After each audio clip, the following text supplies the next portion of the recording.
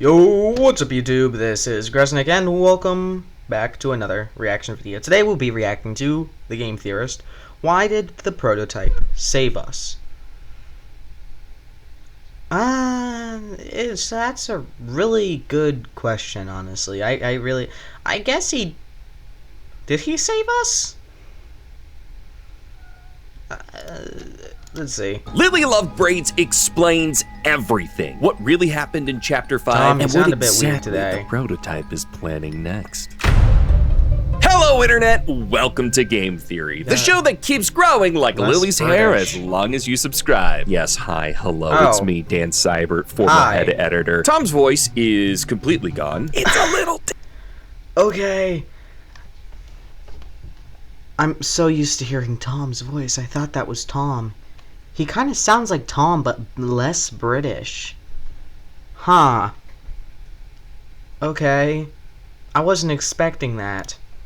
Dead. It's gone. So you have did you me do, today, Tom? which, boy howdy, what an exciting moment for you, for me, What's and your you name? going to I forgot it twitch.tv/Dan Cyber. already. Oh, Dan. I was told I could do a plug. I can still do the plug, right? Now, I don't know about you, but I've had a hankering for some Poppy Playtime news, and by I mean Tom. Chapter 5 came out in February, but since then, it's been radio silence. No Yes, it news has. whatsoever, Sad. other than Mob is clearly hiring a buttload of people for the next chapter, which hopefully is a good okay. thing. But rather than just sitting on his own butt and waiting for something new to show up, Tom spent the last few months diving back into the game to figure out some of the lingering questions he had after finishing the chapter while sitting on his butt. Things like, why did the prototype save us at the end of the chapter? Are the orphans still alive? And Probably what is not. the prototype planning to do next? Well, know. loyal theorists, I'm here to report that Tom's found all of the answers to those questions, and it's all thanks to one character. One that he neglected to really talk about in our original run of theories. Fan favorite, Lily Love Braids. Today, I'm going to present three mini theories that snowball off each other to create one glorious video. So get your hairbrushes ready, friends, because we're about to detangle the mysteries left behind in Chapter 5. Theory number 1, who made Lily? If you don't already know, Lily was one of the most entertaining and confusing parts of Chapter 5. She came out of absolutely nowhere, first appearing in a teaser trailer, after which everyone thought Rumi of K-pop Demon Hunters was making her Playtime co-debut. Once we finally met Lily in all of her glory, people immediately fell in love with her and her, let's call it quirky personality. Our special guest is going to be thrilled.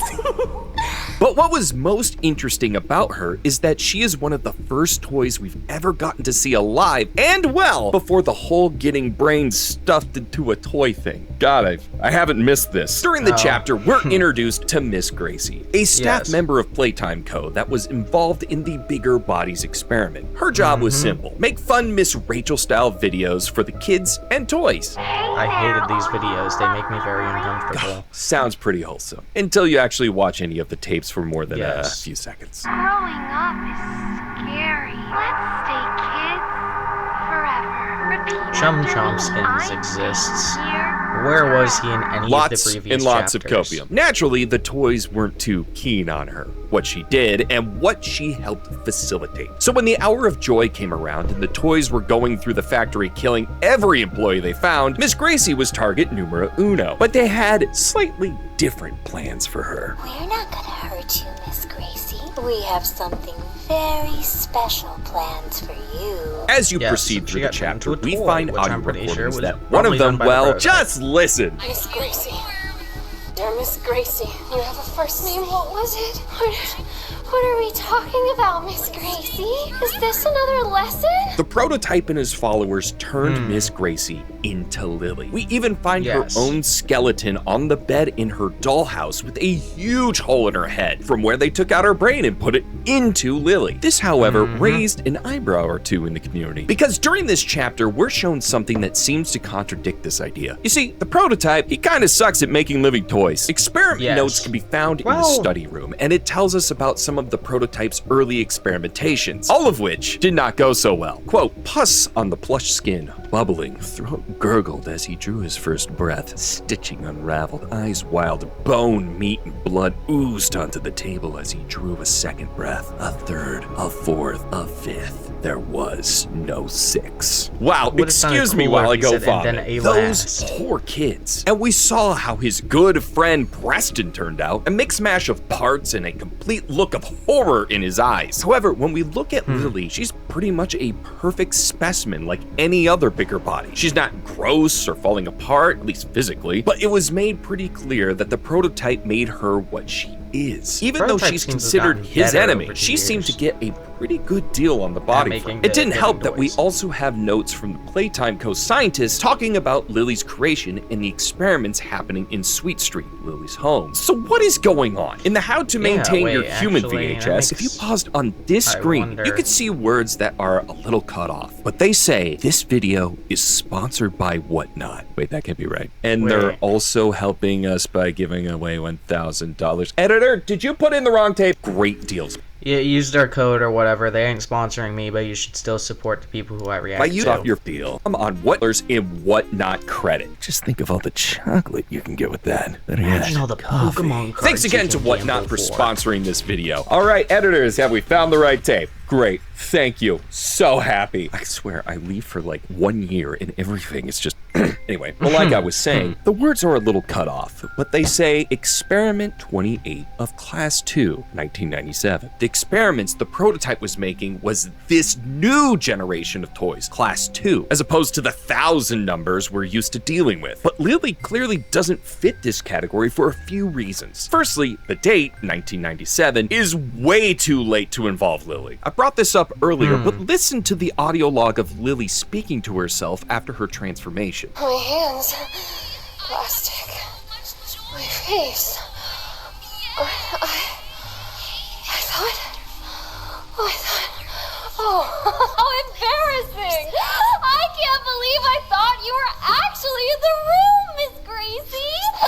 Egg on my face! Well, this recording is titled 96 Isolation Day 122. The first number obviously referring to the year 1996, a year before the Class 2 experiments. However, this also confirms that Lily's surgery happened after all the Playco scientists were already gone. If we count back 122 days from 1996, then the earliest she could have been transformed was September 1st, 1995, almost a month after the Hour of Joy. So it definitely wasn't the scientists, but it wasn't part Maybe of there's Class 2. kidnapped Could it have been scientists? Harley? He is helping the prototype. You know I'm still your best shot at cracking that secret. Sadly, it's not him either, because in the experiment note, it mentions Harley coming to help by Experiment 15, again in 1997, well after Lily was created. So the only person left is the prototype, but as we've established, Lily cannot be a part of his Class 2 experiments. So then what's going on? Well, the answer comes from this document, Experiment 1468 proposal. Experiment 1468 is Lily, and here the Playco scientists are talking about how they're planning on making Lily's hair. It's dated August 6, 1995, but it states the surgery to bring Lily to life was planned for August 20th, 1995. Obviously, this surgery didn't go down as planned, as only 2 days after this was written, 12 days before the surgery was scheduled, the Hour of Joy happened. But the real takeaway from this is that the physical form of Lily was likely all ready to go before the prototype went on a rampage. This implication is also backed up Makes by these sense. x-rays we see of Catnap we got in the Chapter 5 ARG.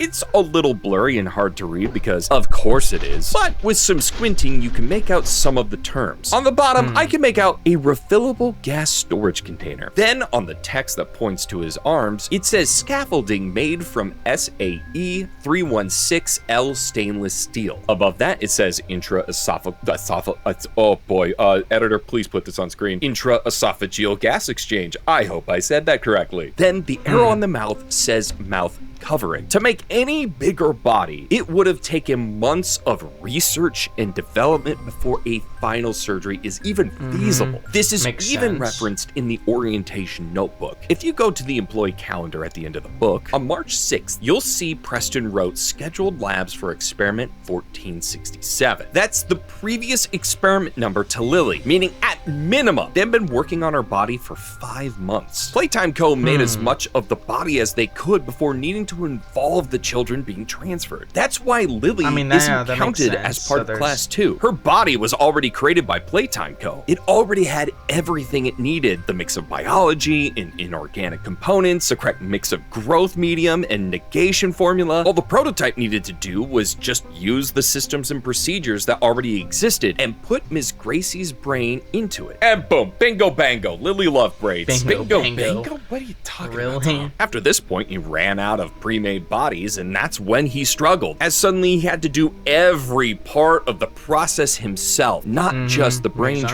transfer. Now, I will say there is this very confusing document you can also find called Observation Log Sweet Street, which discussed the Oh, adjustment okay. of a toy after conversion. Believe me, this is their home, and toys surrounding them are actually their friends, which sounds like crazy old Lily. They smell like dead bodies. Well, that's not a nice thing to say, Candy. However, this is written by Jessica Newman, who is one of the scientists we saw killed in the build-up to Chapter 5. So this report has to be before the Hour of Joy, and likely means it's about a different toy. That Sweet Street was just used as a rehabilitation facility for toys once they've first been transformed. It may Yes, that seem makes obvious, sense. but I have seen a lot of people bringing this up when they're talking about the topic. So I wanted to make sure, or rather Tom wanted to make sure I covered it. But after figuring this out, some of the evidence got Tom thinking about another mystery, and then he wrote 2 more mini theories. Theory number 2. What happened to the orphans? This has been something that has plagued they're all theorists dead, since the release of probably. Chapter 5. We spent the last few chapters either hearing from ate Poppy them that they're or sleeping, they're just hidden flat down out in dead the and depths turned of into toys or Playtime Co. something. But when asked about it directly in Chapter 5, all we get was this response.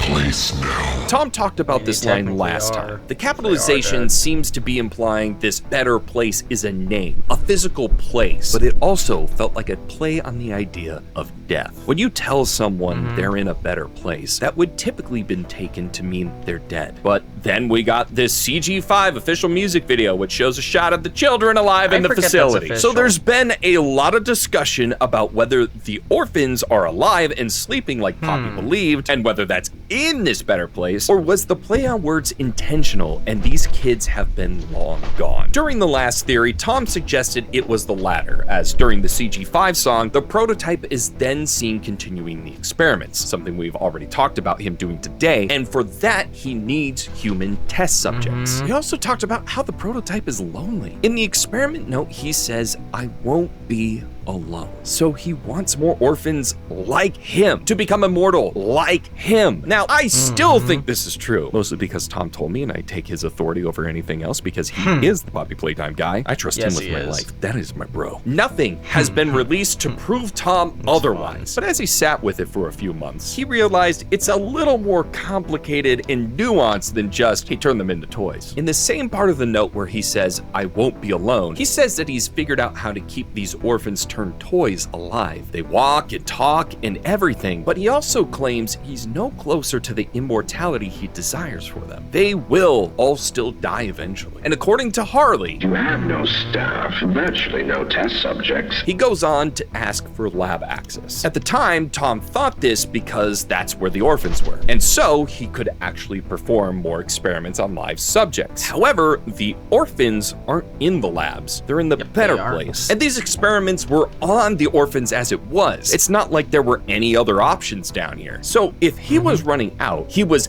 actually running out of orphans. So why ask for labs access? Because there's something else that exists in the labs that we Puppy only gel. find at the end of the chapter, the data center. This is where Oh, we're okay, actually that's the data center. reintroduced to Harley, a data backup version of him. Now, Harley has been a digital consciousness for a while, so finding a backup of him isn't the most surprising thing. But what is surprising is that we learned this isn't what this technology was supposed to be used for. A note from Harley to Leaf talks about Harley having a pet project alongside his work on the bigger bodies. It's a neural mapper that allows them to essentially record a subject's memory and store it. Not only that, if they had enough proteins and lipids, they would be able to repeat this process as many times as they want. He brings this up because he doesn't feel like using the orphans is going to be sustainable long term. Eventually, they will run out.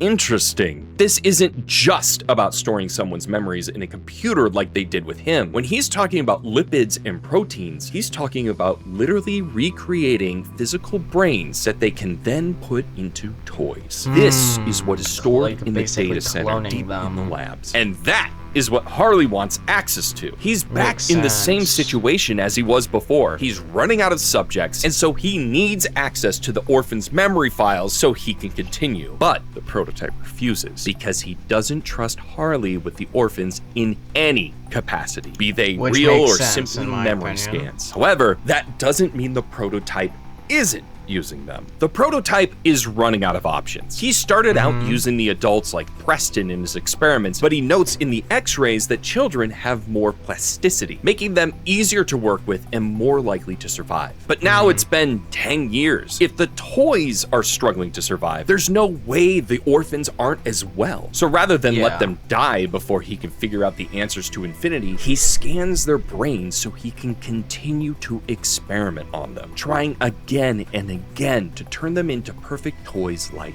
him. That may also be why we see giant toys like Brawn eating growth medium. We thought it acted as a food supply for the toys, but maybe it was also a source of proteins and lipids that could be used to create more brains to transplant the memories of the children into the experiments again. I mean, why else show us this very distinct piece of information if nothing was going to come of it? Sure, the brain scan explains Harley still being alive, but the stuff about lipids and proteins and long-term sustainability feels too similar to the current issue to not be something important. And that, I think, actually helps us answer the final lingering mystery Tom had. Theory number 3. Why save us? At the end of chapter 5, the prototype stabs us, as he's prone to do, but rather than letting us die, he picks us up and carries us over to a... Okay, if he's talking about this, I don't think that's us. I'm pretty sure that's Poppy, because that's the only thing that makes sense, because why else would we be right there where he stabbed us still? And why would Poppy be gone? I really don't think in this part we got picked up by the prototype and taken somewhere. That simply doesn't make sense with what we're shown. This seems like he took Poppy and then put Poppy in this vat of gel. And not us, because if he took us, why would he bring us back to the same place? Vat of poppy gel and dumps us in. The original purpose of this gel was to encourage cellular regeneration and tissue growth, which is what was then used to bring the experiments to life, forcing cells of their body to grow and fill the toy bodies, creating living creatures. However, the cellular growth also seems to work on us, as we are pulled out of the vat and given a little shock from Giblet, just like the rats. What do you mean we're pulled out? That is the exact same place where we were stabbed. How does that make sense? In experiment 814. And with that, we're back. Still injured, note the red vignette and the heartbeat sound, but we're alive when we shouldn't be. The poppy gel did its job, but then why would the prototype do this? He actively despises us. We ruined everything he was planning. Why would he bring us back? And he also knows the power of the poppy gel. It's what brought him and Poppy to life, made them immortal, and is still using it to try and create more experiments today. So he knew it would save us. Why cause himself more trouble in the upcoming chapters? Because, like I've been saying, he's running out of options, and he's desperate. In the big climactic scene at Lily's tea party where we finally meet the prototype face to face, something happens. Something even the prototype didn't expect. He picks up Poppy by the head, once again going off on how they're so perfect, how they could be so much more, and that he will show her the truth and make her feel better. He smashes her little porcelain head, but look at his reaction. His head pulls back and shakes slightly, almost like he's in disbelief. He didn't expect Poppy to be able to shatter like that. She was Elliot's perfect creation. Both of them were supposed to be immortal. That's why he's going on this endeavor to begin with, so that he won't be alone anymore. But this moment doesn't just shatter Poppy, it shatters that entire premise. The prototype already knew that he was running out of time. Time is precisely what we do not have. But now he realized that Poppy isn't immortal. She can be broken, which means he can also be broken. If he breaks or dies, he will never have gotten the better place he was promised, Wouldn't he and neither want that will any of the instead orphans of- he promised who it knows, to. Which actually. is where we come in. This whole ordeal puts a massive speed up on the already tight timer the prototype had, and with that, he needs to find the solution for immortality fast. But nothing so far has been working. He's been working with brain scans and lab-grown brains for a long time, But he but just got he's no fresh closer to specimens. infinity. So when he realizes that neither he nor Poppy are infinite, he decides that desperate times call for desperate measures. What do you do in an experiment when something isn't working? You change a variable. That variable is us. As I've mentioned, adults like us are not the ideal for any kind of experimentation. We don't have the plasticity, but in his experimentation notes, he says during experiment 8 that keeping something submerged makes it more pliable. He's getting us ready for experimentation, to turn us into a toy, to see if a flesh, living subject with their original brain can help him find the secrets to immortality at last. He did say he was going to turn us into a wrong side outable. Shall we see what you look like?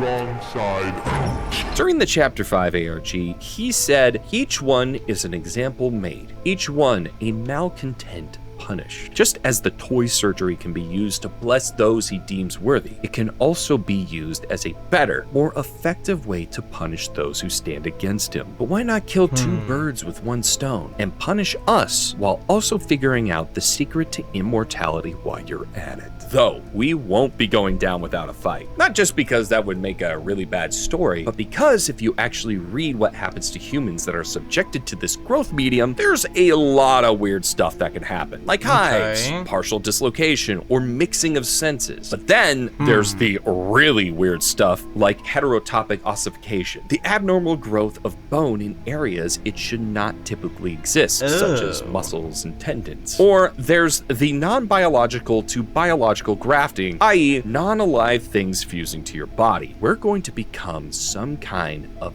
absolute monster, the likes of which even the prototype hasn't seen. I suspect Giblet and Poppy will spend most of the next chapter asking, "Are you all right? You don't look so good." I guess it's a good thing we can't see ourselves in these games. But hey, that's just a That's a good one. theory. A game theory. Thanks for watching.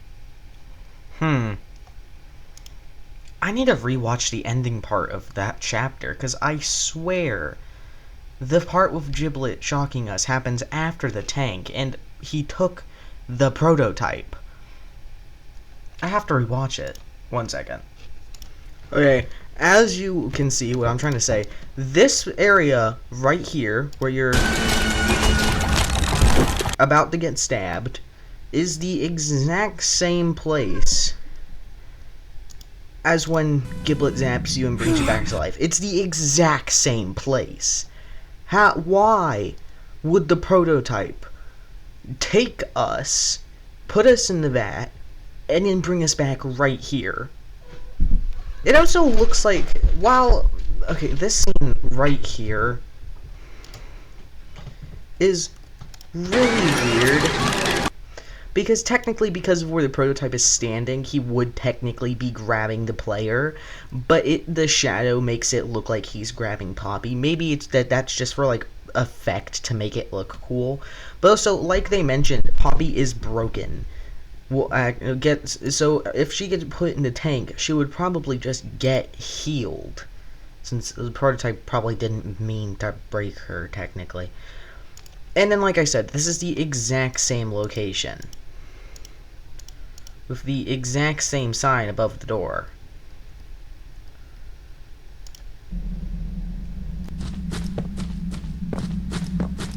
Wait, is it? Or am I crazy? Yeah, no, the train is right there. Like, how? Why? It has to be that he took Poppy and we're seeing through Poppy's eyes. But then I really, really can't explain the text we see here. I don't know. But, as always, like and subscribe to the Game Theorists and myself. Comment down below anything you want me to react to. Or you can put that in my Discord, Gresnick Studios, which you can find a link to in my channel description. And as always, have a good day, night, and afternoon, and I'll see you next time. Goodbye!